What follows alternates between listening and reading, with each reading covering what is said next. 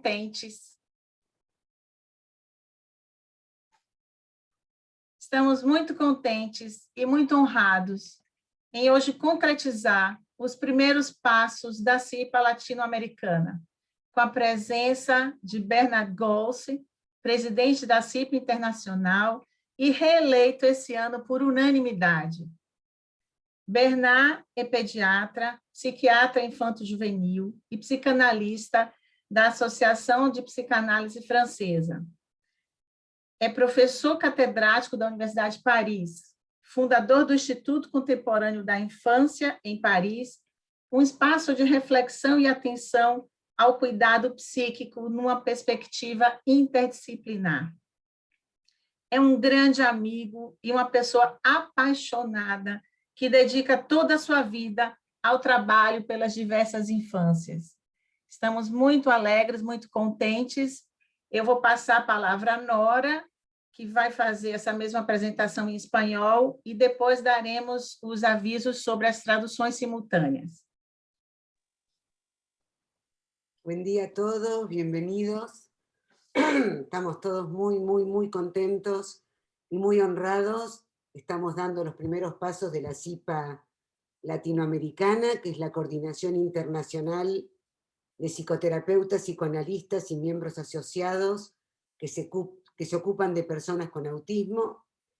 Y hoy contamos con la presencia de Bernard Golse, que es el presidente de la CIPA Internacional, reelecto este año por unanimidad.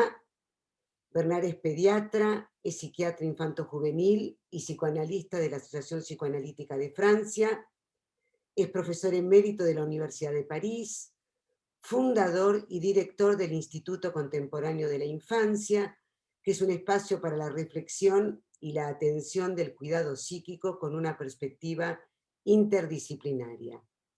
Es un gran amigo y una persona apasionada que dedica su vida profesional al trabajo por las infancias. Muchísimas gracias, Bernard, por estar acá con nosotros. Bienvenido. Então, nós teremos a tradução simultânea em português e em espanhol. Vocês vão escolher a língua que vocês querem fazer a tradução e vão clicar no botão chamado interpretação, que é uma figura de um mundozinho, um planetazinho, tá? Qualquer dúvida, vocês podem mandar pelo chat para Ricardo, nosso técnico. E também as questões a Bernard, vocês podem fazer pelo chat também.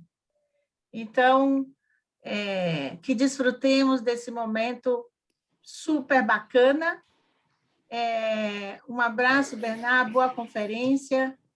Cláudia, posso falar uma coisa? Cláudia, vamos pedir para as pessoas colocarem um e-mail no chat para a gente poder ter o e-mail de todos os participantes?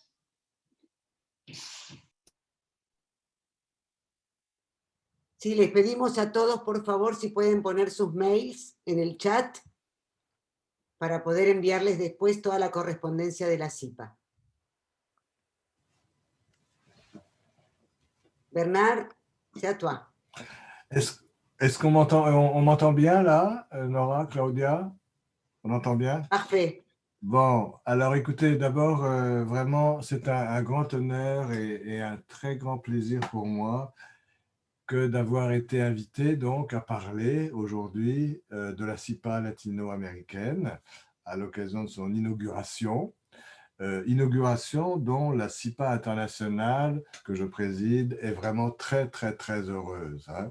Alors un grand bravo déjà pour commencer à tout le monde pour la mise en place de cette CIPA latino-américaine très importante, très utile. J'ai prévu de dire quelques mots rapides de la CIPA internationale et de la CIPA, bien sûr, ensuite latino-américaine. Et après, j'ai choisi d'évoquer la question de la liberté de penser en matière d'autisme, en matière de troubles autistiques, et puis aussi de dire quelques mots du prochain congrès de la CIPA qui aura lieu les 18, 19 et 20 novembre 2021. J'en parlerai tout à l'heure. Congrès qui sera le 5e congrès de la CIPA, puisque chaque congrès a lieu à peu près tous les 2 ans. Voilà, alors, donc encore un grand merci de m'avoir proposé cet espace de parole. Et comme ça a été dit tout à l'heure, j'ai d'abord été pédiatre avant d'être pédopsychiatre et psychanalyste. Et je me suis surtout intéressé tout au long de ma vie professionnelle au bébé, à l'instauration, à la mise en place de son appareil psychique, à la question des troubles autistiques qui nous rassemblent aujourd'hui, et enfin à l'adoption, sans doute parce que j'avais été formé en France en grande partie par Michel Soulet, qui avait été assez pionnier dans la question de la réflexion sur l'adoption des enfants en France. Et il a d'ailleurs travaillé avec certaines d'entre vous, notamment avec Sylviana Binger à Porto Alegre. Voilà, alors que ce soit le bébé, que ce soit les troubles autistiques ou que ce soit l'adoption, au fond, le thème central de mon travail, c'est la question du lien. Le lien du bébé avec son entourage et la façon dont il va mettre en place les représentations mentales de ces liens, l'absence de lien, l'échec des liens avec les troubles autistiques, et puis des liens particuliers, des liens très intéressants à observer chez les enfants adoptés qui vont mettre en place ces premiers liens avec des adultes qui n'ont pas fabriqué l'enfant, mais qui vont être pour lui ses parents tout au long de sa vie. Voilà, donc le lien est un petit peu une obsession, je dirais, dans le cadre de mon travail. Et alors le lien intrapsychique, c'est la question des associations de pensée pour les psychanalystes. Le lien interpersonnel, c'est la question des relations dans notre vie personnelle et sociale. Et la question des liens interassociatifs. Et aujourd'hui, évidemment, le lien très fort qui s'annonce entre la CIPA internationale et la CIPA latino-américaine. Alors, il y a peut-être quand même un certain nombre de personnes qui ne savent pas très bien ce que c'est que la CIPA, la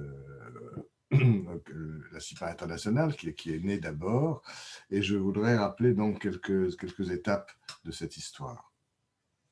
La CIPA a été fondée en 2010, un petit peu plus de 10 ans, par Geneviève Hague, cette grande dame observatrice de bébés, cette grande thérapeute d'enfants autistes, et par Dominique Ami, psychanalyste d'enfants.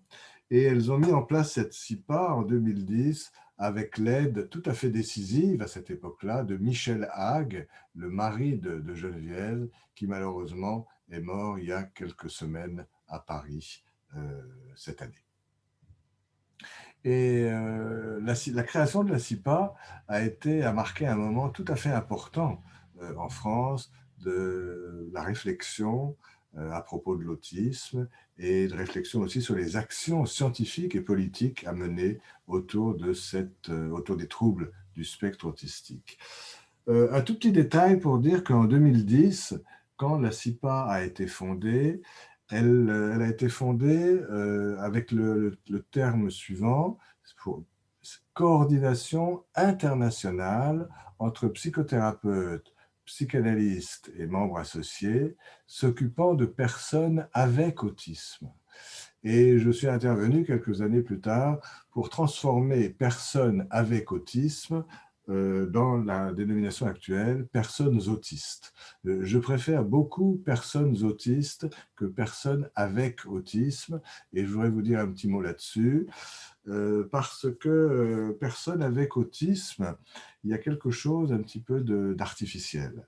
Je crois que ça renvoie en France aux travaux de Georges Canguilhem, médecin et philosophe important en France, Georges Canguilhem, qui avait beaucoup réfléchi sur les questions du normal et du pathologique, et qui avait été très connu pour une parabole qu'il avait appelée la parabole du bossu, où il disait qu'un bossu est un homme normal plus une bosse. Hein, une personne avec une bosse. Voilà. Et on voit bien que dans le champ du handicap physique, ça marche très bien. Il ne faut pas réduire une personne à son handicap, c'est une personne à part entière. Mais dans l'expérience que j'ai avec les enfants autistes, je n'ai jamais ressenti, hélas, des enfants autistes comme des enfants habituels plus un autisme.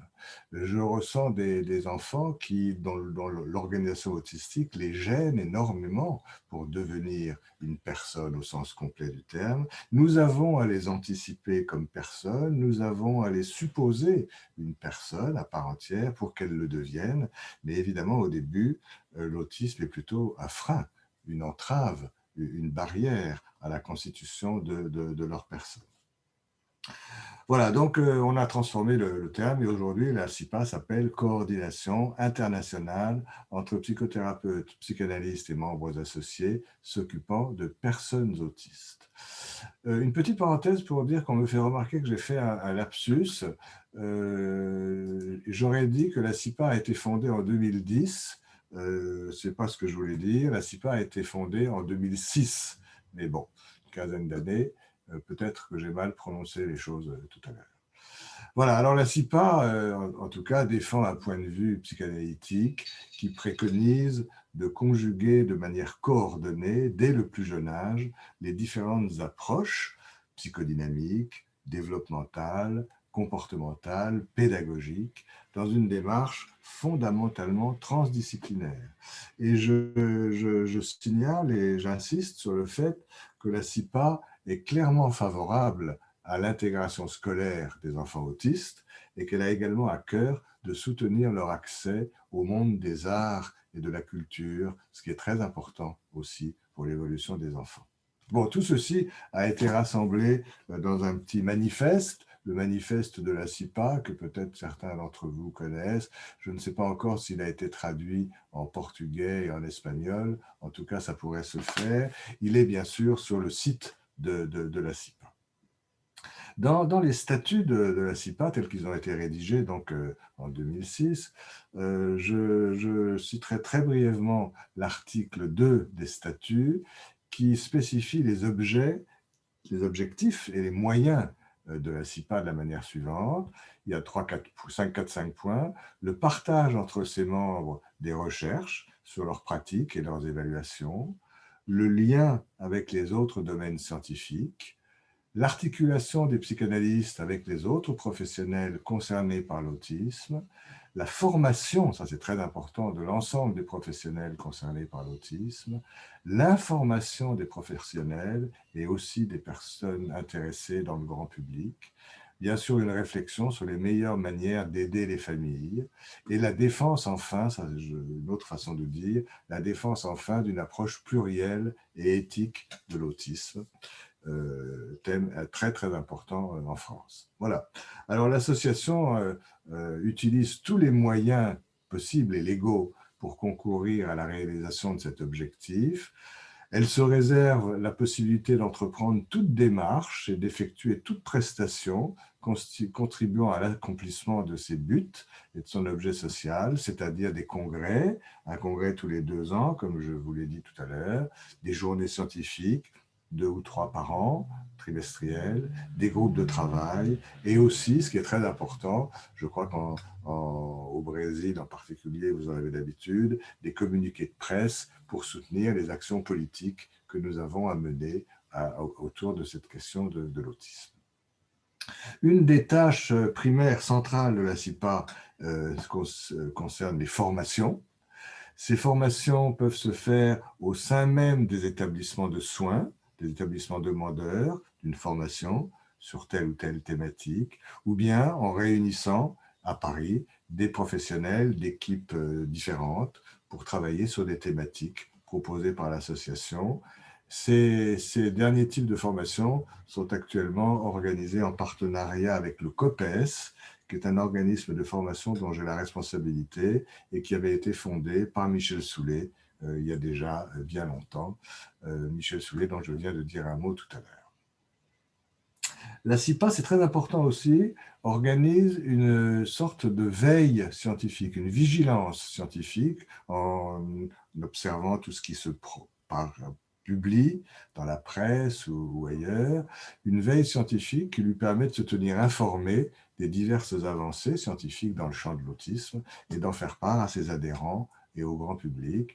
Et comme je l'ai déjà dit, elle peut également interpeller les responsables politiques sur tel ou tel point d'inquiétude ou législatif ou administratif grâce à ces fameux communiqués dont je vous ai parlé tout à l'heure.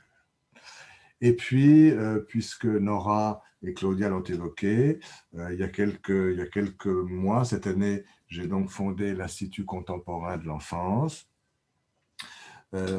qui est un espace pour penser le soin psychique, pour penser le prendre soin des bébés, des enfants et des adolescents, en référence clairement assumée à la psychanalyse, à la psychopathologie, à la pédagogie, et dans une relation étroite avec le monde des arts et de la culture, parce que nous pensons que les artistes ont beaucoup à nous apprendre à propos de la créativité, et notamment de la créativité thérapeutique, et puis parce que les artistes, le monde des arts et de la culture est un moyen de diffusion important de nos idées en direction du grand public. Voilà, c'est donc un espace de mise en synergie, d'enseignement, de formation, de soutien à la recherche, et j'espère évidemment de tout cœur. La CIPA la CIPA internationale est une composante forte de cet Institut contemporain de l'enfance, et j'espère évidemment que les liens vont être très forts aussi avec la CIPA latino-américaine. J'espère, mais j'en suis sûr, et je n'en doute pas, évidemment. Voilà, alors depuis le dépôt de ces statuts, le projet associatif de la CIPA s'est progressivement enrichi sur le plan de ses modalités d'action, sur le plan de ses contenus. Et aujourd'hui, je vais surtout insister sur la place désormais essentielle de la CIPA latino-américaine. Je suis vraiment heureux de voir sa naissance officielle aujourd'hui. La place désormais essentielle de la CIPA latino-américaine pour la CIPA, mais pour la cause de l'autisme, tout simplement. Alors voilà ce que moi j'ai compris, senti de la CIPA latino-américaine, et probablement dans les discussions, des choses seront précisées, mais dans la manière dont je me représente les choses, il y a d'abord eu en 2015, si je me trompe de date, Armel Barral, qui fait partie des participants, me corrigera, mais je crois que c'est juste. En 2015, il y a eu un vote à l'unanimité pour que Claudia Mascarenhas soit vice-présidente de la CIPA et représentante du Brésil à ce moment-là au sein de la CIPA internationale. Claudia, qui avait réussi à fédérer un collectif de plus de 400 analystes qui avaient participé à la commission de votre ministère de la Santé au Brésil pour contribuer à la rédaction d'un document très important relatif à la politique nationale d'attention aux autistes et à leurs familles. Un grand bravo pour cette énergie inlassable, cette force de vie incroyable de Claudia, que je remercie publiquement et très chaleureusement aujourd'hui. Donc, il y a eu un certain nombre d'adhésions qui se sont accrues, bien sûr, au fil des années sur le plan international. Des groupes se sont formés, mais la CIPA latino-américaine est sans doute aujourd'hui le groupe le plus nombreux, le plus actif, le plus créatif. C'est à partir de ces actions que je rappelle à l'instant que la CIPA s'est ensuite peu à peu efficacement structurée et qu'elle peut naître officiellement aujourd'hui. C'est un groupe que je trouve personnellement extrêmement créatif, extrêmement engagé pour faire valoir auprès des instances politiques une vision ouverte et intelligente des troubles autistiques. Et je dois dire que si depuis de nombreuses années, bon, avec la Covid, ça s'est un petit peu ralenti, j'espère que ça reprendra. Si je suis venu si souvent en Amérique latine, en Argentine, au Brésil, en Uruguay, etc., c'est parce que je trouve qu'on a ensemble une position commune que je trouve très intéressante. À la fois, on est très soucieux de préserver les acquis de la psychanalyse, mais d'une psychanalyse ouverte et vivante, curieuse des autres disciplines, et notamment curieuse des neurosciences, pouvoir bénéficier des acquis très importants des neurosciences sans perdre les acquis de la psychanalyse. Je crois qu'on est là dans une démarche commune. Vous voyez, quand je parle de transdisciplinarité et de lien entre neurosciences et psychanalyse, j'ai les aboiements de mon chien. Je ne sais pas s'il est d'accord ou s'il les conteste, mais en tout cas, c'est quelque chose de très important pour la SIPA et je crois de très important pour la SIPA latino-américaine aussi. Est-ce que la SIPA latino-américaine organisera un congrès un jour, en 2022 peut-être, en Amérique latine? Évidemment, ce serait merveilleux. Je ne sais pas si ce sera possible. En tout cas, je veux saluer aujourd'hui tout particulièrement l'action de différentes personnes qui ont travaillé à la naissance de la SIPA latino-américaine. Je voudrais particulièrement saluer l'action de Nora Wescoboinik-Scheinberg, qui assure la coordination générale de la SIPA latino-américaine, si j'ai bien compris. C'est une amie très chère et qui est aussi responsable de la WAME Argentine. Bien sûr, saluer l'action, je viens d'en dire un mot, de Claudia Mascareñas Fernandez, qui est là, maintenant, elle n'est plus vice-présidente de la SIPA, mais elle est représentante de la SIPA latino-américaine au conseil d'administration de la SIPA. C'est également une amie de longue date et vous avez compris que j'admire beaucoup sa force de vie. Je salue l'action aussi de Monica Santolaya avec Karina Hackenbruch et Louisa Bradley Araujo qui coordonnent la commission de communication. Et puis, je salue l'action de Mariangela Mendes de Almeida avec toutes ses collègues qui font fonctionner la coordination de la commission scientifique. Et pour terminer ce point, je salue enfin l'action très importante chez nous de Marie-Christine Laznik, qui est responsable des relations entre la SIPA internationale et la SIPA latino-américaine et qui a un rôle éminent au sein de la SIPA internationale. Voilà, alors c'est vrai que ça fait beaucoup de femmes, hein. Je ne peux pas m'en plaindre, mais je constate quand même que nous sommes encore assez loin de la parité, que ce soit en France ou en Amérique latine d'ailleurs. C'est un point que nous aurons peut-être à travailler un petit peu. Voilà, je suis venu, je vous l'ai dit, travailler de nombreuses fois au Brésil et en Amérique latine. Donc, certains membres de la SIPA latino-américaine me sont évidemment plus connus que d'autres. Je profite de cette intervention pour saluer notamment, Maria Cristina Abreu de Rio de Janeiro, dont la curiosité épistémologique et l'énergie psychique inlassable sont vraiment formidables. Et je salue Camila Saboya de São Paulo, qui a fait sa thèse à Paris, sous ma direction, dans le cadre du programme PIL. Elle a été une étudiante brillante et elle est une personne que je trouve véritablement remarquable. Voilà, et pour conclure cette présentation de la SIPA latino-américaine telle que je me la représente, j'avais envie de signaler pour l'ensemble des participants, on est nombreux, qu'en 2021, le prix Zaira de Bittencourt Martins a été attribué à Mariangela Mendes de Almeida, à Alicia Beatriz Dorado de Lizondo, à Fatima Vieira Battistelli, à Maria Cecilia Pereira da Silva, à Maria Lucia Gomez de Amorim, à Maria Teresa Barros de França, à Marisa Elena Leiche Montero et à Regina Lortello Coimbra pour leurs travaux sur la contribution du programme Prisma à la créativité de la clinique psychanalytique dans les états archaïques et à l'exploration des changements psychiques dans l'enfance et l'adolescence. Donc un très très grand bravo, c'est magnifique que la clinique psychanalytique puisse ainsi être reconnue officiellement et primée de cette manière. Voilà, j'ajoute enfin qu'un espace spécifiquement dédié à la SIPA latino-américaine va prochainement être inscrit dans le nouveau site de la SIPA internationale qui est en cours de restructuration et on fera apparaître une page spéciale, bien sûr, pour le site, pour la SIPA latino-américaine. Voilà, donc ce chapitre se termine sur une exclamation classique. Viva la SIPA latino-américaine et longue vie à la SIPA latino-américaine dont l'inauguration a donc lieu aujourd'hui. Voilà, alors j'en viens au thème que j'ai choisi de partager avec vous pour cette occasion, qui est la question de la liberté de penser à propos, dans le champ de l'autisme. Je crois que si j'ai choisi ce thème, c'est parce que je sens que cette liberté de penser à propos de l'autisme est parfois quelque peu en danger quand même. Hein.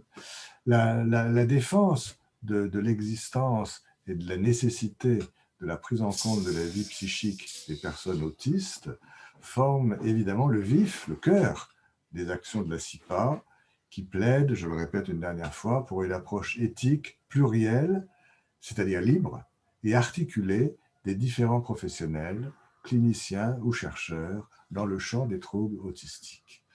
Alors, j'ajoute d'ailleurs que, bien sûr, le domaine de travail de la CIPA concerne les bébés, les enfants, les adolescents et les adultes, mais que la petite enfance, la toute petite enfance, représente un champ de travail particulièrement investi par la CIPA, avec le repérage précocissime des difficultés d'entrée dans la relation, un suivi précoce, pluriprofessionnel de ces tout-petits, par des professionnels donc qualifiés et sensibilisés, la défense pour les tout-petits 0 à 2 ans de l'existence d'un diagnostic de risque d'évolution autistique, on pourrait dire un diagnostic précocissime de risque, et donc aussi une insistance mise sur le soutien du travail, sur les diagnostics différentiels, afin que tous les bébés en souffrance relationnelle soient le plus tôt possible pris en charge, mais pas enfermés trop vite dans des filières spécialisées.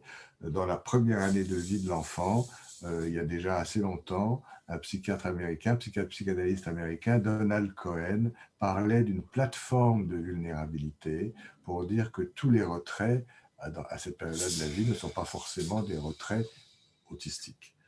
Il y a d'autres possibilités. Tous ces enfants-là doivent être pris en charge, mais de manière très adaptée, très spécifique. Ce qui est important, c'est le diagnostic de risque, mais peut-être pas tout de suite le diagnostic de risque autistique. Mobiliser, sans dramatiser, se lancer tous ensemble dans un combat pour éviter que les choses se referment et se fixent. Voilà, alors, avant d'en venir plus spécifiquement à la question de la liberté de penser, je voudrais quand même rappeler aussi, très brièvement, qu'à propos des troubles mentaux de l'enfant et de l'adolescent, du bébé de l'enfant et de l'adolescent, on a actuellement plusieurs modèles à notre disposition. Et vous allez voir pourquoi je le dis, c'est parce que la liberté de penser passe par le modèle polyfactoriel. Alors, on a 3 modèles classiques qui existent à propos des troubles mentaux de l'enfance et de l'adolescence. Il y a un modèle médical, un peu pédiatrique, avec comme pour les maladies somatiques de l'enfant, une ambition monofactorielle. C'est un mode de pensée qui est déductif pour aller très vite de l'observation à la décision, qui se réfère à une temporalité linéaire avec l'histoire de la maladie, le diagnostic actuel, le choix du traitement, le pronostic. Et c'est un modèle qui est censé fonctionner rapidement parce que les maladies somatiques de l'enfant sont urgentes, évidemment. À l'autre bout, il y a un modèle qu'on appelle, qui n'est plus un modèle médical, mais qui est un modèle psychopathologique ou psychanalytique, et qui s'oppose en quelque sorte point par point au précédent, puisqu'il est fondamentalement polyfactoriel, j'y reviendrai tout à l'heure.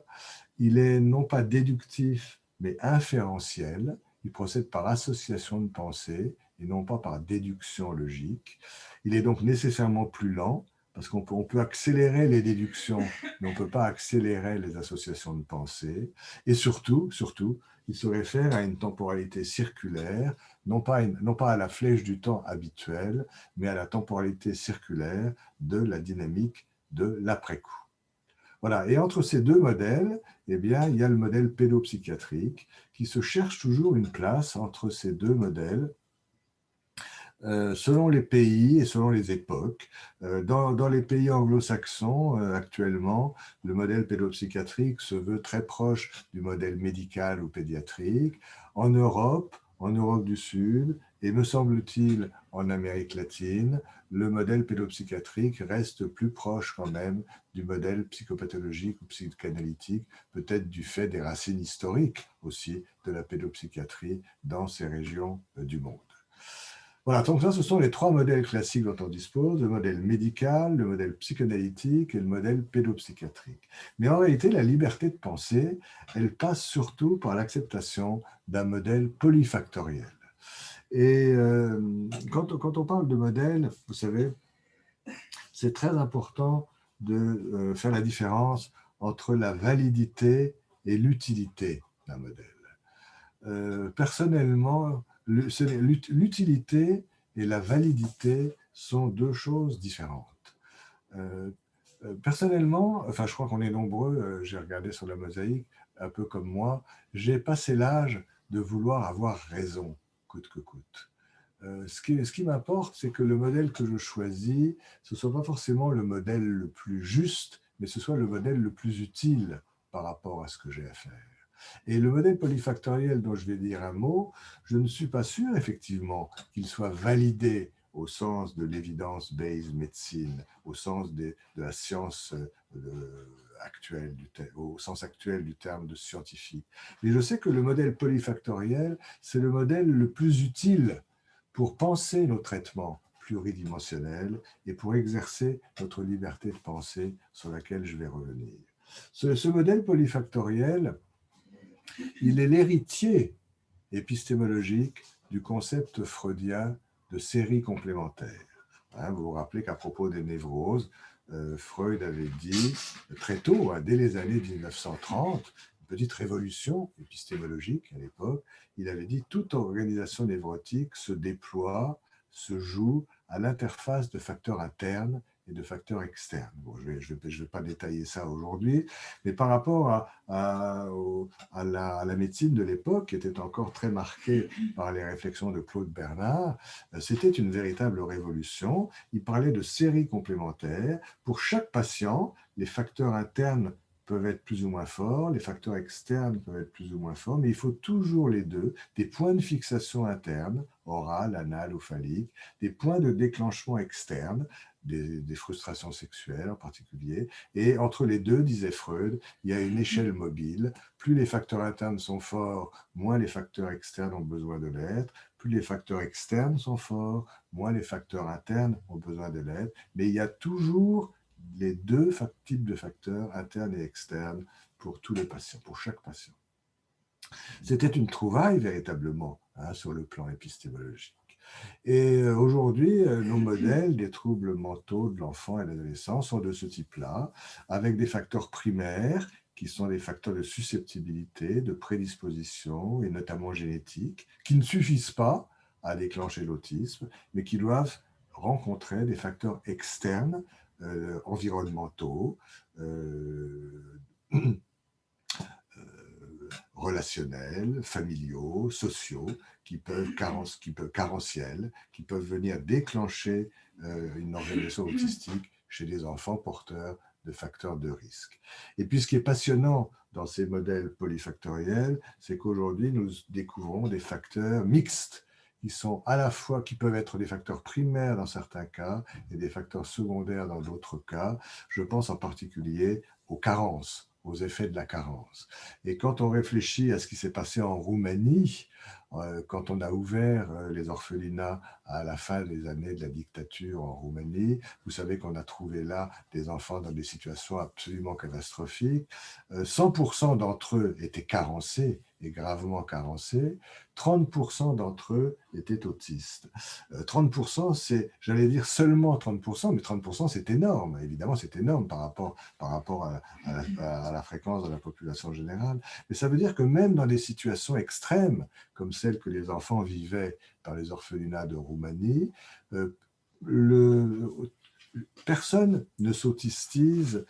Tout enfant n'est pas forcément menacé d'autisme. La carence va venir aggraver le risque autistique chez certains d'entre eux, mais encore faut-il qu'il y ait des facteurs primaires de risque et de prédisposition. Alors, je crois que c'est une grande leçon à retenir. Même les situations extrêmes n'autistisent que des enfants qui ont des facteurs primaires de risque. Et vous voyez, la carence peut, dans certaines histoires, être un facteur de fragilisation, facteur primaire, et dans d'autres histoires, être un facteur secondaire de décompensation. Voilà, en tout cas, à défaut d'être valide, encore une fois au sens strict du terme, le modèle polyfactoriel auquel je m'accroche résolument me semble très utile parce qu'il débouche tout naturellement sur la mise en place de traitements multidimensionnels. Je vais y venir tout doucement. Et pour terminer, vous savez qu'en France, c'est notre ami et collègue Pierre de Lyon qui a le mieux résumé ces traitements multidimensionnels en disant « la pédagogie toujours, les rééducations spécialisées dès que possible et le soin psychique chaque fois que nécessaire, c'est-à-dire très souvent, parce qu'être autisme est une source de souffrance, on ne le répétera jamais assez, vraiment. Certains le dénient aujourd'hui, mais être autiste n'est pas une partie de plaisir. Sortir de l'autisme est une période difficile également. Et donc, le soin psychique garde toute sa place, pas pour définir des causes de l'autisme, mais pour venir desserrer des mécanismes de défense contre les angoisses archaïques et permettre donc au développement cognitif de reprendre son cours. Voilà, alors j'en viens maintenant très directement à la liberté de penser. Et je voudrais vous rappeler quelques éléments de réflexion. D'abord, si j'ai choisi ce terme, c'est parce qu'aujourd'hui, on est évidemment dans un contexte où il y a des attaques très fortes contre la psychanalyse. En France, bien entendu, mais pas seulement en France, et je le sais bien sûr en Amérique latine également. Ce qu'il faut bien comprendre, c'est que les attaques contre la psychanalyse dans l'autisme, en fait, sont désagréables, plus que désagréables, mais elles cachent en fait des attaques contre la psychanalyse en général, ce qui est encore plus désagréable. En même temps, si la psychanalyse était aussi morte que certains veulent bien le dire, il n'y aurait pas besoin de l'attaquer à ce point. Donc, si la psychanalyse en général reste un objet d'attaque très fort, c'est aussi parce qu'elle est très vivante, très créative et très productive. Mais ce qui est sans doute plus grave, c'est que derrière ces attaques contre la psychanalyse dans l'autisme ou la psychanalyse en général, se cachent aussi des attaques contre le soin psychique, tout simplement. Et c'est pourquoi j'ai voulu fonder cet Institut contemporain de l'enfance dont on a parlé tout à l'heure, pour justement redonner un espace pour penser le soin psychique, parce que ce qui est attaqué aujourd'hui, derrière ces attaques contre la psychanalyse, c'est le soin psychique en tant que tel, au profit de méthodes purement rééducatives, palliatives ou rééducatives. Il faut tenir bon sur le soin psychique, parce que je viens de vous le dire, être autiste n'est pas une partie de plaisir, en tout cas à certains moments. Et puis, dernier point, c'est que ces attaques contre la psychanalyse et contre le soin psychique cachent aussi des attaques contre les sciences humaines. Et les sciences humaines sont pourtant dans nos universités, en France, en Europe, en Amérique latine. Les sciences humaines ont fait d'ailleurs souvent la réputation de nos universités et de nos facultés. Le développement des sciences humaines est une condition de la liberté de penser. Et j'y insiste parce que, encore assez récemment en France, nous avons certains députés, certains hommes politiques qui ont sollicité tous les présidents d'université pour leur demander d'interdire purement et simplement l'enseignement de la psychanalyse dans nos universités françaises. Là, on est vraiment dans une atmosphère quasi fasciste. C'est interdire. Les présidents d'université ont d'ailleurs très très bien répondu en disant que jusqu'à nouvel ordre, c'est les présidents d'université qui décidaient des programmes et que ce n'était pas aux hommes politiques de venir interdire la transmission de telle ou telle donnée. Mais la psychanalyse fait partie de l'histoire de la pensée. Elle a beaucoup apporté. Elle a encore, à mon avis, beaucoup à apporter. Mais même si elle était morte, pourquoi interdire l'enseignement de la psychanalyse? On n'interdit pas l'enseignement du latin, on n'interdit pas l'enseignement du grec ancien. À supposer que la psychanalyse soit morte, en quoi pourrait-on interdire l'enseignement de la psychanalyse? Et je répète, la psychanalyse est loin d'être morte, sinon elle ne serait pas aussi attaquée que cela. Voilà, donc il faut tous ensemble bien veiller à cette liberté, un des aspects de la liberté de penser, qui est la liberté d'enseigner. D'ailleurs, j'aurais pu le dire un petit peu plus tôt, je vais essayer de dire un mot sur la liberté d'enseigner, sur la liberté de choisir le parcours de soins pour leurs enfants, pour les familles, et la liberté de penser, tout simplement. Alors, quand on réfléchit à cette violence, à ces violences si fréquentes en matière d'autisme, je me suis dit qu'on pouvait peut-être évoquer quelques travaux qui permettent de penser pourquoi, à propos de l'autisme, la liberté de penser est si souvent menacée. Et j'ai d'abord pensé à un psychologue canadien assez ancien, enfin il est mort en 2003, mais il a travaillé avant, qui s'appelait Elliot Jaques. Elliot Jaques, il n'y a pas de C, hein, c'est comme le prénom Jacques, mais sans C, qui est un psychologue qui a voulu introduire la psychanalyse dans la compréhension des fonctionnements de l'entreprise et qui a créé d'ailleurs une discipline qu'on appelle la socio-analyse, Elliot Jaques. Et Elliot Jaques disait, donc il y a déjà assez longtemps, quelque chose de très intéressant, il disait toute institution court toujours le risque, à la longue, de fonctionner à l'image de l'objet qui est le sien. Les tâches primaires des entreprises, c'est éduquer, c'est soigner, c'est produire ou gouverner. Et Elliot Jaques disait cette chose très intéressante, toute institution, je le répète, court toujours le risque à la longue de fonctionner à l'image de l'objet qui est le sien.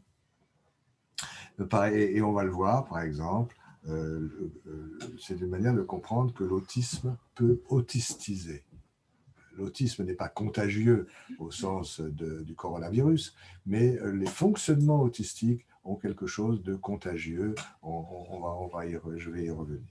Voilà, donc il y a déjà chez Elliot Jaques, il y a une cinquantaine d'années, cette idée très intéressante du fait que le contenu de l'action d'une entreprise ou d'une institution finit par imprégner, contaminer, influencer ses contenants, ses processus de fonctionnement. Cette question a été reprise par un grand analyste, bien sûr tout le monde le connaît aujourd'hui, José Bleguer, qui a repris cette question un petit peu sur le plan, cette loi, une sorte de loi sur le plan psychanalytique, et plus récemment en France par René Roussillon, qui lui a parlé de force de pénétration agie de la psychopathologie prise en charge dans nos pratiques et dans nos modélisations théorico-cliniques. Je vais le redire parce que c'est un terme très, très intéressant de René Roussillon. Force de pénétration agie de la psychopathologie prise en charge dans nos pratiques et dans nos modélisations théorico-cliniques. Pour dire plus simplement, la dépression déprime, et c'est vrai. Si on fait un cours aux étudiants pendant 2 heures sur la dépression, il faut faire très attention que tout le monde n'en sorte pas fatigué et mélancolique. La dépression déprime. La maltraitance peut rendre maltraitante certaines familles d'accueil et certaines institutions. Quand les enfants maltraités, s'ils ont été maltraités, évidemment, ça n'est pas de leur faute. Mais une fois qu'ils ont été maltraités, dans leur rencontre avec de nouveaux adultes, ils peuvent, sans qu'on s'en rende compte, transformer les nouveaux adultes en adultes maltraitants, parce que c'est ce type de relation que les enfants connaissent. Et ce qui est terrible, c'est qu'on s'accroche à ce qu'on connaît, même si ce qu'on connaît est douloureux et traumatique. C'est une des dans notre espèce humaine, c'est l'angoisse de l'inconnu, qui est une des plus fortes. L'angoisse de l'inconnu avait été décrite par Guy Rosolato. L'angoisse de l'inconnu est au fond même des compulsions de répétition et des répétitions. Et on s'accroche à ce qu'on connaît, même si ce qu'on connaît est douloureux et traumatique, parce que l'inconnu, même l'inconnu prometteur, fait encore plus peur que le connu douloureux. Voilà, donc les enfants qui ont été maltraités s'accrochent à ce type de relation. Didier Anzu avait parlé aussi d'attachement négatif, et des enfants maltraités peuvent finalement rendre maltraitantes des institutions ou des familles d'accueil si on ne se donne pas les moyens de lutter contre cette force d'attraction très négative des enfants maltraités. Et puis, j'en viens à ce que je vous disais, la dépression déprime, la maltraitance rend maltraitant, l'autisme autistise.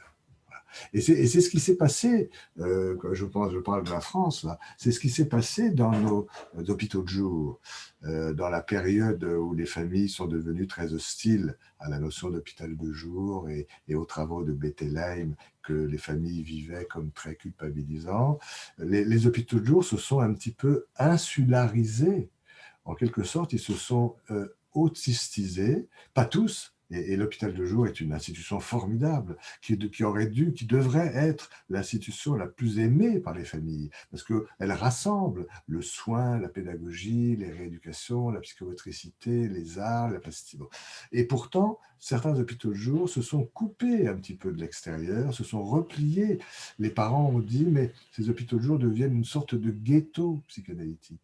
Qu'est-ce que ça voulait dire? Ça voulait dire que l'autisme avait contaminé le fonctionnement des hôpitaux de jour qui eux-mêmes s'étaient autistisés au contact de ces enfants, ce qui est d'ailleurs une raison pour bien choisir le type d'enfant qu'on admet à l'hôpital de jour et le type d'enfant avec ou sans langage. Et après Elliot Jaques, après José Bléguer, après René Roussillon, la dernière personne que je voudrais évoquer et qui m'aide, moi, à penser cette question de la liberté de penser, c'est la question de Didier Houzel.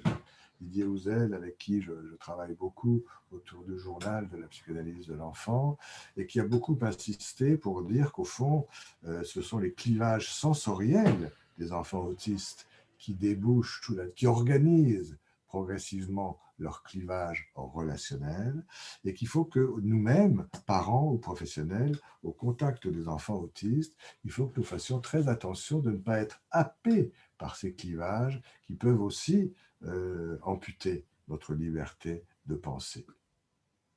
Et par exemple, Didier Houzel disait il n'y a encore pas longtemps dans une conférence, quand on réfléchit à tous ces conflits qui ont opposé et qui opposent encore les partisans de la psychothérapie et de la psychanalyse aux partisans du comportementalisme et de la rééducation un petit peu dure, au fond, est-ce qu'on n'est pas là en train de reprendre à notre niveau d'adulte et de professionnel, le clivage des enfants autistes en termes sensoriels, les mous contre les durs. Souvent, dans ces débats, on présente les psychanalystes comme des personnes qui vont comme ça attendre indéfiniment que le désir naisse chez l'enfant dans une position molle et en impasse.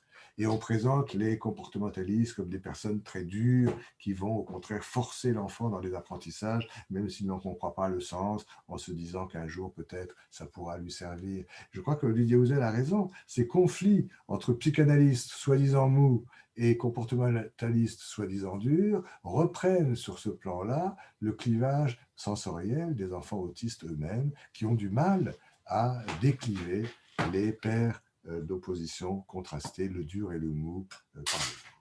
Et on finirait au contact, selon Didier Houzel, au contact des enfants autistes, à fonctionner donc nous-mêmes de manière autistique. Et dans ces conflits, quand un cognitiviste est incapable de prendre en compte la pensée d'un analyste, ou quand un analyste ne veut en aucun cas s'intéresser aux données des neurosciences, ça veut dire quoi? Ça veut dire que pour nous, la pensée de l'autre n'existe pas. Et si la pensée de l'autre n'existe pas, c'est qu'on fonctionne de manière autistique, comme les enfants autistes, dont on a la responsabilité. Vous voyez, il y a cette force de contagion qui est très intéressante et qui, évidemment, peut être enfermante et menacer notre liberté de penser. Je voudrais ajouter encore quelque chose, c'est qu'il m'arrive depuis une dizaine d'années d'aller parler des bébés aux adolescents dans des zones d'éducation prioritaire pour essayer de les sensibiliser à la vie psychique, aux préformes de la vie psychique, au bébé, à la liberté de penser, justement, prévenir peut-être la violence, les faire penser aussi aux bébés qu'ils ont été eux-mêmes pour les aider un jour à mieux accueillir les bébés qu'ils auront peut-être un jour. Et dans l'une de ces réunions, un adolescent m'a posé une question qu'on ne m'avait jamais posée, même dans les congrès les plus sophistiqués.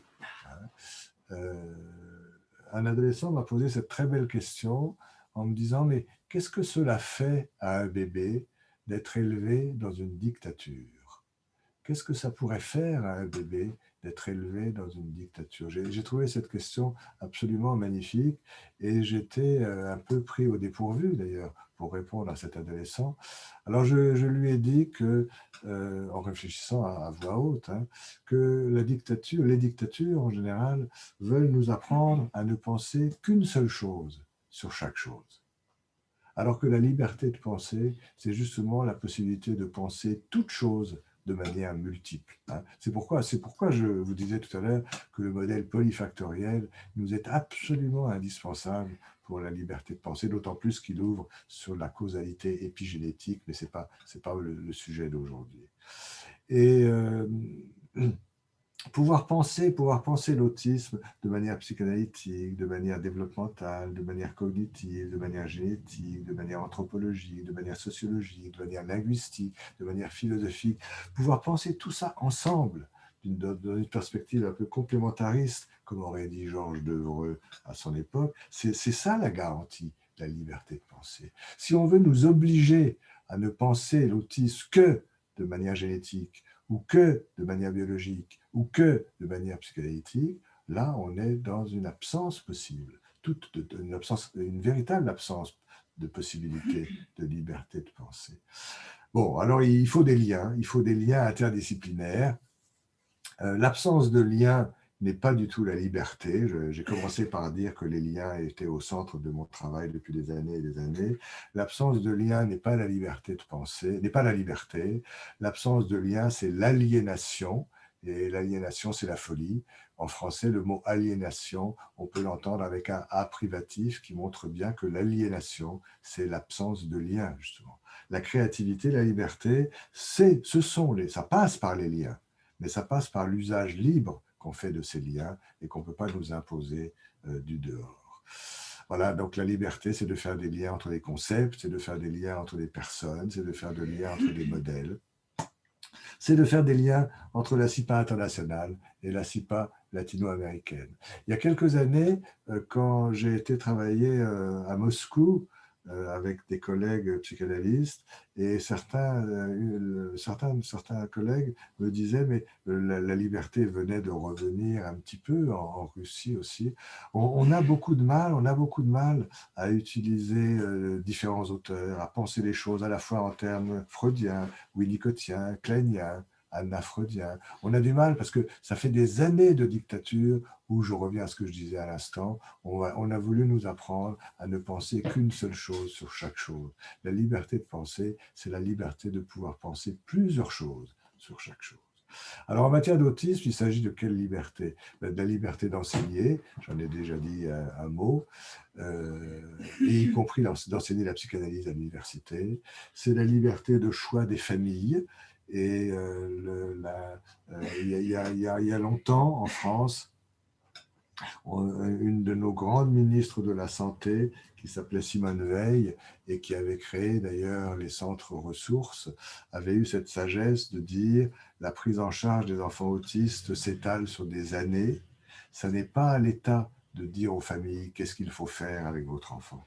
Le rôle de l'État, c'est de veiller simplement à ce que dans chaque région, il y ait des équipements nécessaires dans les différents domaines de la prise en charge. Des équipements nécessaires, des équipements suffisants dans le domaine du soin, dans le domaine de la pédagogie, dans le domaine de l'école spécialisée et dans le domaine des rééducations spécifiques. Et ensuite, c'est aux parents de choisir et de faire leur chemin. C'est long, la prise en charge d'un enfant autiste. À certains moments, les parents ne voudront faire qu'une seule chose. À d'autres moments, ils voudront faire plusieurs choses ensemble. Et puis, ça s'étale sur des années. Moi, je crois que cette position de Simone Veil était une position d'une très grande sagesse qui disait que les politiques doivent s'occuper de nos contenants d'action, mais pas de nos contenus d'action à nous, professionnels. C'est aussi une garantie de la liberté de choix des familles, de la notion de parcours. Et je l'ai dit tout à l'heure aussi, la liberté de soigner, parce que le soin psychique, le traitement psychothérapeutique ou psychiatrique des enfants autistes ne s'attaque pas au pourquoi, il s'attaque au comment et à comment desserrer un certain nombre de mécanismes autistiques qui gênent le développement cognitif des enfants.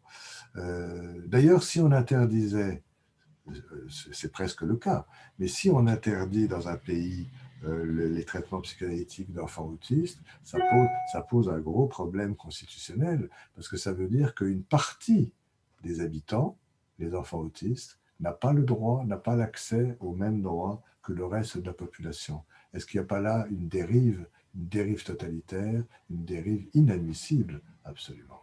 Et puis, à propos de ce soin, qui, à mon avis, aujourd'hui, et notamment surtout depuis l'école kleinienne et post-kleinienne, je crois que les psychanalystes d'aujourd'hui s'intéressent moins au pourquoi de l'autisme qu'au comment de l'autisme. Et je voudrais rappeler cette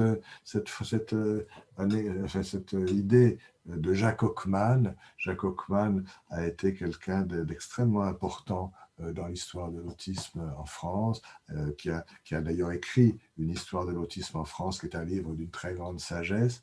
Et Jacques Hockman nous rappelait que dans la première société de linguistique qui s'est créée en Suisse, dans la mouvance des travaux de Ferdinand de Saussure, eh bien, dans la première société de linguistique en Suisse, dans le règlement intérieur de cette première société de linguistique, dans le premier article de ce règlement intérieur, il y avait en toutes lettres, ici, il ne sera pas question de l'origine du langage. C'est magnifique. C'est magnifique parce que je pense qu'on peut en tirer un parallèle dans notre domaine. Actuellement, on pourrait dire aussi, on ne peut pas s'occuper à la fois du pourquoi de l'autisme et du comment de l'autisme. Peut-être faut-il s'occuper du pourquoi de l'autisme. Il y a des gens qui peuvent s'en occuper d'un point de vue génétique, d'un point de vue neuroscientifique, mais le pourquoi ne dit rien sur le comment. Et la spécificité de nos prises en charge concerne surtout le comment. Pourquoi les mécanismes autistiques gênent-ils à ce point le développement du cognitif des enfants? Comment est-ce qu'on peut les aider à desserrer, à assouplir ces mécanismes de défense et à reprendre à initier des reprises développementales? Voilà, et je termine peut-être en disant que la liberté, pour la CIPA internationale, et je l'espère aussi pour la CIPA latino-américaine, la liberté, c'est aussi la curiosité mutuelle entre psychanalyse et neurosciences, peut-être pas simplement au sens de pluridisciplinarité, qui est simplement une juxtaposition des savoirs, peut-être pas simplement au sens de l'interdisciplinarité, qui est simplement une addition des savoirs, mais plutôt au sens d'une transdisciplinarité, où vraiment chacun, tout en gardant son identité professionnelle, pédopsychiatre, psychologue, psychanalyste, neuroscientifique, s'avance vers l'autre sans perdre son identité professionnelle, mais en acceptant de s'identifier un petit peu au point de vue de l'autre et en essayant de voir s'il n'y a pas des concepts nouveaux qui émergent, qui surgissent dans les interfaces de nos différents champs de travail. Quand cela se produit, ce sont des moments sacrés où on sent vraiment que la liberté de penser a quelque chose de créatif. Faire une place à la pensée de l'autre, sans amalgame ni confusion épistémologique. Voilà, alors il me reste 3 minutes pour dire un mot du 5e congrès de la CIPA, où j'espère on va pouvoir développer notre liberté de penser. Vous savez que ce 5e congrès, le titre de ce 5e congrès, c'est « Clinique et recherche », avec un sous-titre « Innover, inventer, créer ». Et je salue évidemment tout le bureau de la CIPA et la commission scientifique de la CIPA qui ont permis de mettre en place, je crois, un très beau programme qui va bientôt être diffusé. Ce congrès se tiendra les 18, 19 et 20 novembre. Le 20 novembre, c'est le matin seulement pour des ateliers dans un dispositif mixte. Certes, si l'évolution de l'épidémie le permet, évidemment, si l'évolution le permet, une partie serait en présentiel à Paris, à l'espace Reuilly, que certains d'entre vous connaissent bien déjà, dans le 12e arrondissement de Paris. Mais cette fois-ci, on aurait aussi tout un dispositif mixte en Zoom qui va permettre, je l'espère, à beaucoup de collègues lointains de participer quand même à ce colloque placé sous la présidence de Geneviève Hague. Aujourd'hui, je vous précise que... Bernard, rappelez que ce sera en portugais, tout traduit. Voilà, Marie-Christine me rappelle de rappeler, tu as raison, que les traductions en portugais sont prévues, bien sûr, pour ce colloque. Et avec un tarif préférentiel automatique pour nos collègues latino-américains. Alors, pourquoi est-ce qu'on a choisi clinique et recherche? Quelques mots et je termine. Évidemment, la clinique renvoie au singulier de la rencontre transférentielle et contre-transférentielle, alors que la recherche vise au contraire au repérage du général. On pourrait dire que clinique et recherche se situent comme ça de manière très, très opposée, très, très antagoniste. En fait, il nous semble qu'en réalité, la clinique et la recherche sont beaucoup plus souvent dans un lien dialectique, donc une opposition soi-disant irréductible, et notamment en ce qui concerne la recherche sur le tout petit. Il y aura un exposé général sur la recherche de Bruno Falissard dès le premier jour, et moi-même, je ferai un certain nombre une conférence sur la recherche et clinique à propos du bébé. Voilà, en tout cas, ce lien dialectique entre clinique et recherche, c'est ce lien-là qu'on voudrait interroger dans ce 5e congrès de la CIPA, et de l'illustrer, bien sûr, à propos des troubles autistiques.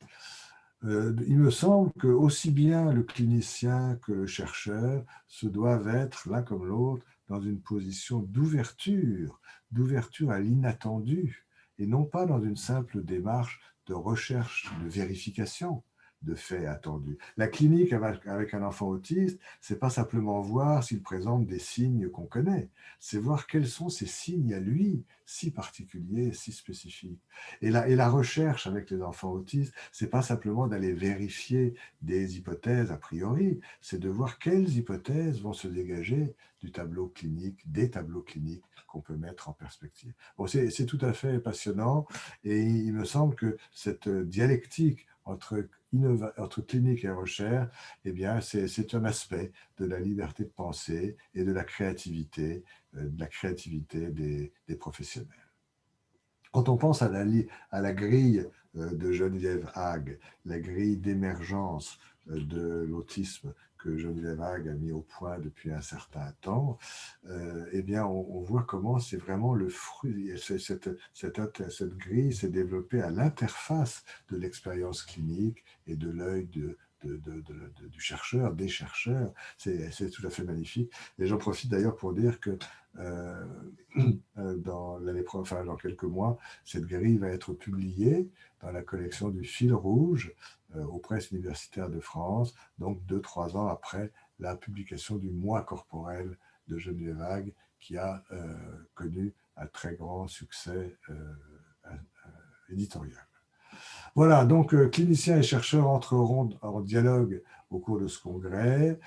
Ce dialogue est la condition même de l'innovation, de l'invention, de la créativité qu'on doit aux patients, aux enfants, à leurs familles et patients dans la créativité à eux, s'avère également très précieuse. Voilà, donc je fais un appel, je termine sur un appel plus public. Inscrivez-vous nombreux, c'est peut-être un des seuls bénéfices de la Covid-19, de permettre maintenant des événements en mixte.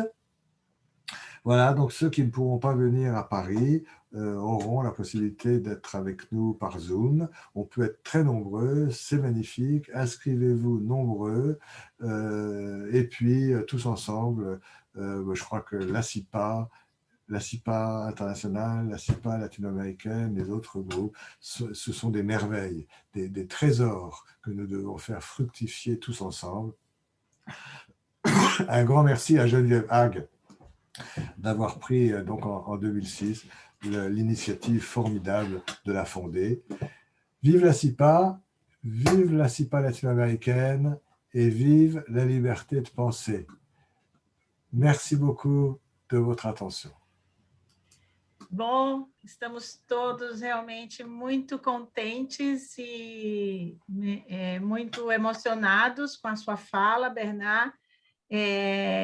Uma fala que vem a calhar com a CIPA Latinoamérica, com o espírito da América Latina, que é um espírito onde a gente trabalha a diversidade, é um espírito onde trabalhamos as questões ético-políticas de uma forma extremamente contundente, e acredito que a gente tem grandes contribuições para o que você trouxe como liberdade de pensamento, nas diversas ciências, nas neurociências, como você citou, mas nas ciências humanas, nas ciências, na ciência coletiva e nas ciências da saúde pública, né? São diversas as ciências que a gente tem como contribuir aqui.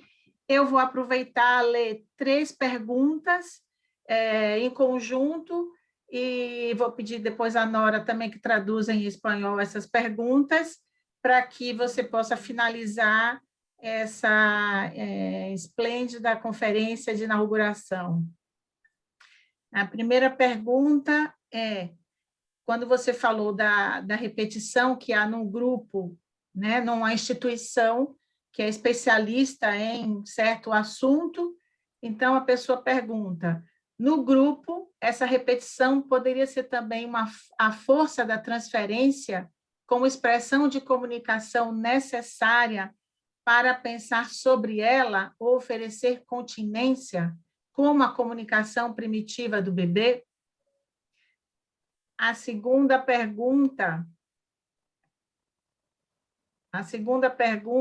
é, gostaria que o professor Bernard falasse um pouco mais sobre ser autista é uma fonte de sofrimento, não é prazeroso. Esta colocação exige muita sensibilidade. O que o fez perceber isso? E a terceira pergunta, estou de acordo com a causa multifatorial, porém, preocupa a fragmentação do sujeito nas diferentes atenções terapêuticas. Como podemos pensar isto?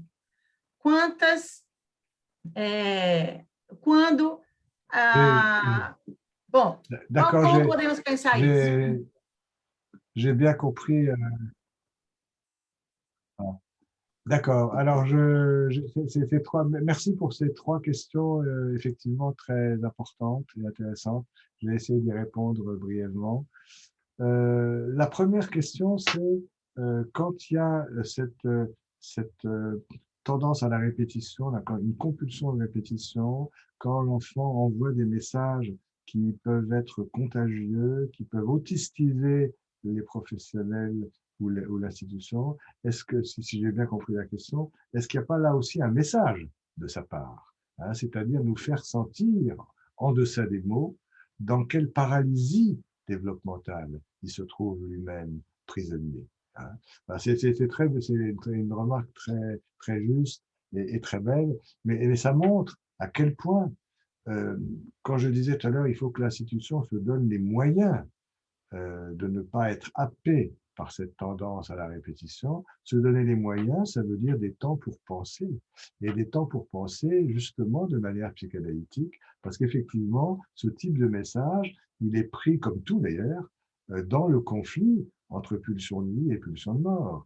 Ce message de répétition, il peut être paralysant et destructeur, mais il peut être aussi un message qui veut transmettre quelque chose à l'autre et essayer du côté de la vie et de la construction. Et pour ça, il faut du temps pour le penser. Il faut des réunions, pas trop non plus, mais il faut un temps d'élaboration.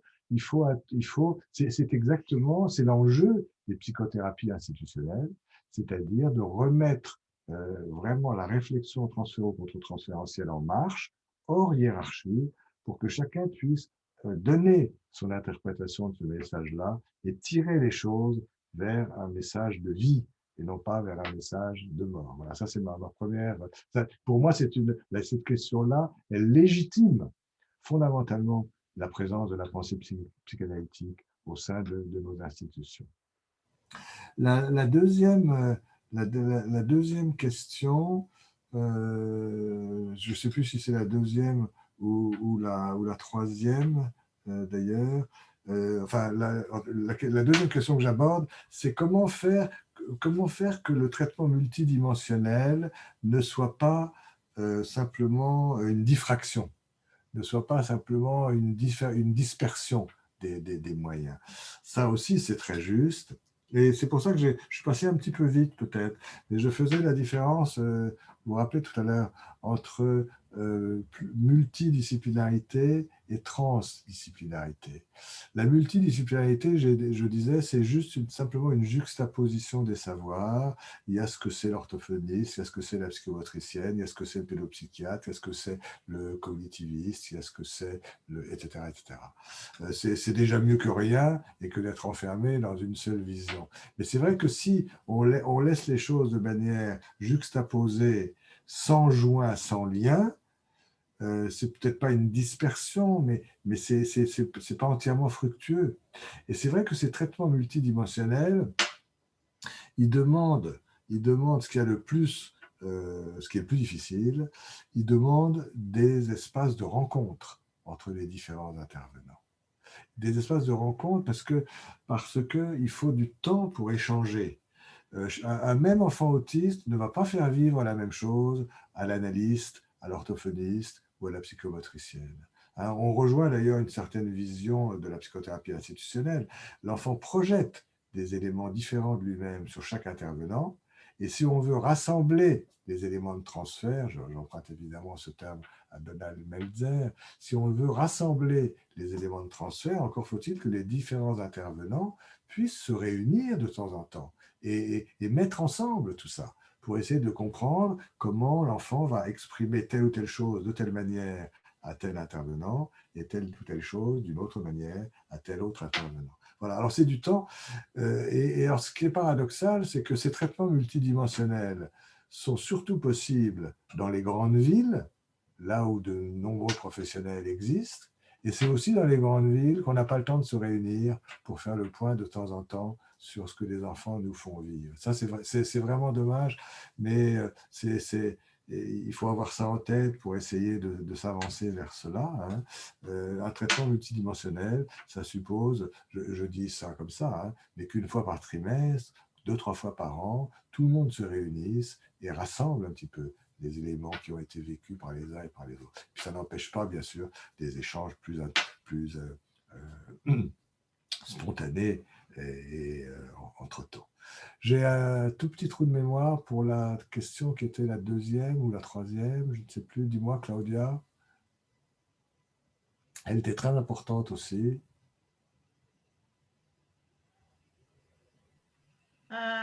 Foi sobre ser autista é uma fonte de sofrimento, não é prazeroso. Ah, isso, oui. Isso exige muita sensibilidade. Oui, c'est grave. Voilà. Ben, écoutez, et en plus, c'est grave. Si je trouvais cette question magnifique et puis je l'ai oubliée là, mais donc ça montre bien que la question de la souffrance est très difficile à tenir vraiment. Hein. Parce qu'aujourd'hui, on a beaucoup de forces qui voudraient nous empêcher de parler de la souffrance des enfants autistes. Hein. La plupart des études cognitives dans le monde, par exemple, ne concernent que des autistes de haut niveau intellectuel ou des syndromes qu'on appelle Asperger, dont probablement la souffrance psychique est moindre que celle des autismes typiques gravissimes que nous connaissons aussi. Les parents aussi souvent c'est très compréhensible, veulent se défendre contre la souffrance de leur enfant. La souffrance de leur enfant est leur propre souffrance. Les enfants sont des objets narcissiques. Ce qui arrive à l'enfant nous arrive à nous, ses joies, ses peines, ses chagrins, sa souffrance. Donc évidemment, la souffrance d'un enfant autiste c'est aussi la souffrance du parent. Et le parent souhaiterait qu'on ne lui parle plus de ça. Il ne le sait que trop que son enfant souffre. Hein. C'est terrible. Voilà, donc c'est vrai que les parents, un certain nombre de parents, d'associations de parents, préfèrent les approches très neuroscientifiques ou génétiques de l'autisme qui ne parlent pas de ça, alors qu'eux-mêmes, au jour le jour, savent bien que la souffrance existe. Alors ce qui est très trompeur, c'est que c'est pas 24 heures sur 24. Il y a des moments dans la journée où l'enfant autiste peut paraître assez tranquille. Mais il y a d'autres moments où, si on l'observe bien, si on regarde bien, il peut montrer des angoisses qui sont terribles et qui sont des angoisses qui ne sont pas des angoisses psychotiques au sens classique du terme. Hein. Il y a tout à l'heure, je parlais de Geneviève Hague. Elle a écrit un très bel article, il y a en 1985, je crois, un très bel article sur la comparaison des angoisses autistiques et des angoisses schizophréniques. Hein. C'était paru dans la revue Topic. Et c'est vrai que les angoisses psychotiques sont du côté de la fragmentation, du morcellement, parce qu'il y a déjà un moi qui s'est édifié, un self qui s'est constitué, il y a déjà quelque chose à défaire, à casser, à morceler. Mais les angoisses autistiques sont bien en deçà de ça, bien en deçà de ces angoisses psychotiques. Ce sont des angoisses très archaïques, le moi n'est pas encore construit, le self n'est pas encore édifié. Les angoisses autistiques concernent principalement les enveloppes, l'absence d'enveloppe, l'agénésie d'enveloppe, c'est-à-dire que c'est des angoisses, si on met des mots d'adultes là-dessus, on trahit quelque chose, évidemment, parce que ce sont, pour les enfants, sans doute des vécus beaucoup plus sensoriels et corporels que mentalisés ou psychisés, mais c'est des sentiments d'écoulement, de vidange, de vidage, de dispersion, c'est les angoisses primitives, c'est les agonies primitives, les chutes sans fond, enfin tout le monde a cherché des mots pour parler de cela, ce sont des vécus catastrophiques. Voilà. Mais qui peut-être ne durent pas 24 heures sur 24 et qu'on peut facilement négliger si on n'est pas attentif. Voilà, alors je crois qu'être autiste, ça fait vivre cela à un certain moment, et sortir de l'autisme, la sortie de l'autisme confronte l'enfant au monde extérieur, aux personnes et aux objets qui composent ce monde extérieur, et quelque chose, j'allais dire lui fait peur, je ne sais pas si ça lui fait peur, mais quelque chose de trouble. D'ailleurs, comme le bébé normal qui accède à l'intersubjectivité et qui découvre le monde. Moi, chez le bébé normal, tout ça va très vite et ne menace pas son développement. Là, il y a quelque chose chez l'enfant autiste qui le trouble très profondément. Et c'est très important de savoir que cette rencontre avec la sortie de la bulle autistique, que cette sortie de l'enfant dans le monde extérieur, c'est très important de la penser comme une difficulté, parce qu'on voit là, à ce moment-là, l'enfant qui hésite et qui, au moment même où il commence à émerger, la grille de Geneviève Hague est très utile pour ça, au moment où il commence à émerger, par peur de la rencontre avec ces nouveaux objets, il peut se rétracter, se replier sur lui et se replier, par exemple, sur des stéréotypies monosensorielles, ou fait tout ce que vous connaissez. Voilà. Et on ne peut comprendre ces replis au moment même où il y a une reprise développementale que si on fait l'hypothèse que cette reprise développementale est source d'une souffrance psychique. Voilà, donc on ne peut pas travailler sans prendre en compte cette souffrance psychique, mais on a des forces terribles qui voudraient nous le faire oublier, comme les parents. Hein. Vous voyez, dans les 3 questions qu'on m'a posées, c'est justement celle-là que j'ai oubliée. Donc la souffrance psychique, elle est difficile. Il faut vraiment activement ne jamais l'oublier. Voilà. Bueno, muchísimas gracias, Bernard. Merci beaucoup. Un aplauso de todos. Merci à tout le monde. Merci pour votre attention. Y les queremos anunciar a todos los que nos están escuchando, no sé, Claudia, si querés decirlo en portugués luego, que tenemos 3 otros encuentros previstos y el próximo es con Marie-Christine Lasnik, que será el sábado 14 de agosto, en el mismo horario, así que nos encontramos el sábado 14 para nuestra segunda charla de la CIPA latinoamericana. Muchas gracias a todos y nos vemos pronto. bientôt. C'était bien, t'as vu que je t'ai écouté?